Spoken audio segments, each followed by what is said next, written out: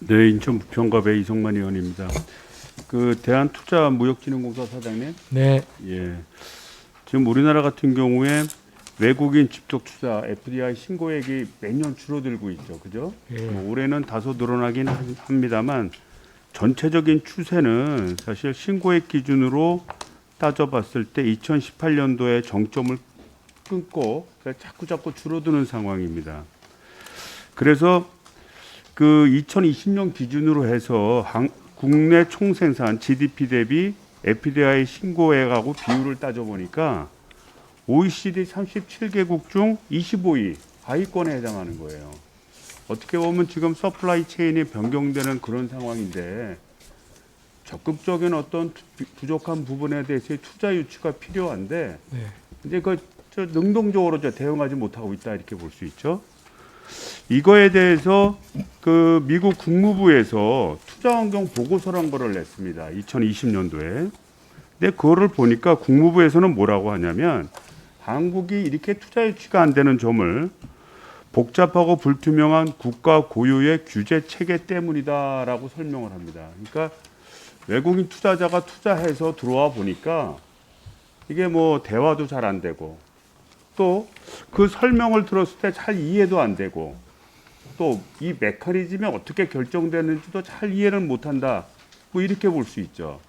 그러다 보니까 앞서 투자자한 사람들이 부정적인 의식을 가지다 보니까 주위에 투자할 사람들한테도 긍정적인 얘기를 하지는 않고 부정적인 얘기를 하는 그런 상황이 펼쳐지는 게 아닐까 이렇게 생각이 됩니다.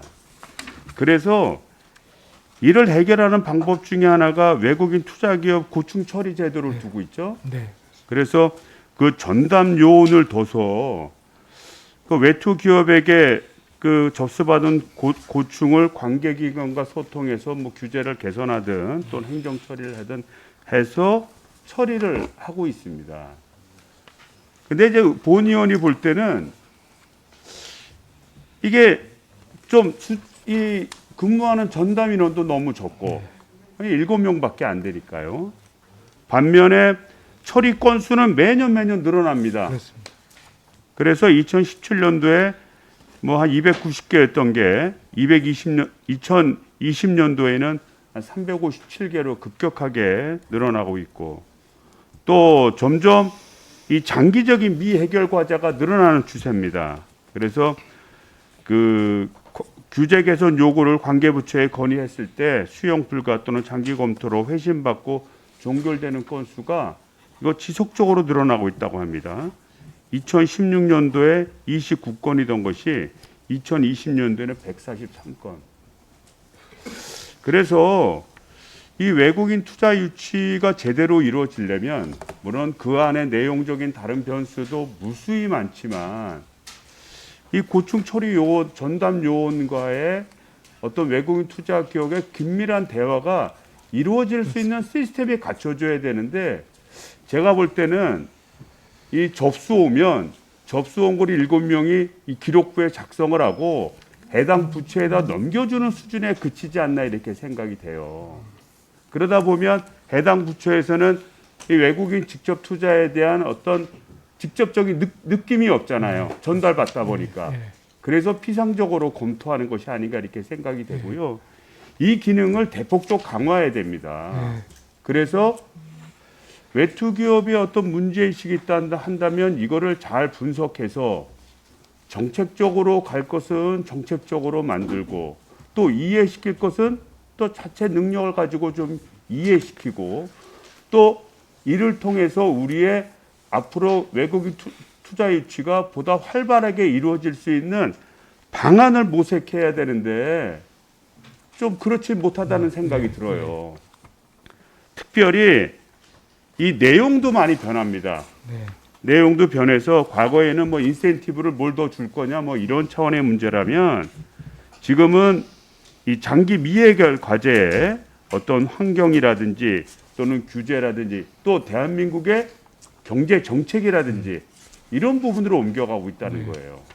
그래서 이에 대한 보다 원칙적이고 활성화된 체제 정비가 필요하다고 보는데 기능적으로 우리 사장님 어떻게 생각하는지 예, 의견을 좀 주시죠. 위원님 말씀에 전적으로 동감하고 있습니다. 이 말씀 주신 것처럼 과거에는 이제 투자 자문 뭐 문의 이런 거에서 지금 유형이 되게 복잡해지고 기준 인증 뭐 이런 거에 대한 것까지도 고충이 증가하고 그 숫자도 많이 늘고 있습니다. 그래서 저희가 사실 고충 처리 전담 직업이 지금 말씀 주신 것처럼 7명에 불과해서 최근에 기재부하고 협의를 해서 5명 순증을 지금 협의를 했습니다. 그래서 12명의 인원을 좀 보강을 해서 좀 더 치밀하고 면밀하게 검토해 나가도록 하겠습니다. 그리고 말씀 주신 것처럼 뭐 지금 장기 과제도 있고 그다음에 기준 인증 이런 문제들도 좀 더 치밀하게 하고 저희가 정책 건의할 건 적극적으로 해 나가도록 하겠습니다.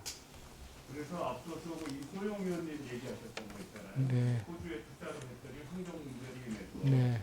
더 이상 이제 개발을 못하게 하는. 우리나라도 이제 새로운 규제들이 많이 생기게 됩니다. 예. 기후 변화에 대응 때문에. 네. 그래서 이런 외국 기업의 그 애로점을 갖다가 이해하고 또 그것을 새롭게 변화하는 추세에 좀 대응할 수 있는 능력 있는 체제가 중요해요. 예. 바람도 중요하지만 능력 있는 체제가 중요하고 또 거기서 장기적으로 좀 해결 안 되는 과제 같은 경우에는 예. 좀 국회에도 좀 수시로 보고를 하고 네. 또 장급 기간에 예를 들자면 주로 각 부처에서 일어난 일이지만 또 총리실에도 보고를 하는 네. 그런 시스템이 마련돼서 네. 좀 이 외국인 투자자들이 보다 손쉽게 한국을 투명하게 이해할 수 있는 좀 그런 전문가화된 시스템을 만들기를 좀 부탁을 드립니다. 예. 좀 충실히 따라서 하겠고요. 지금도 7명에서 분야가 전문화되어 있긴 한데 지금 말씀 주신 여러 업종과 전문성 확보에는 좀 한계가 있었습니다. 그래서 추가로 인력이 확보되면 전문성을 좀 더 보완하고 관련 부처에 적극적으로 문제 제기를 좀 더 하도록 하겠습니다. 네, 수고하셨습니다. 다음은 김경만 위원님 질의해 주시기 바랍니다.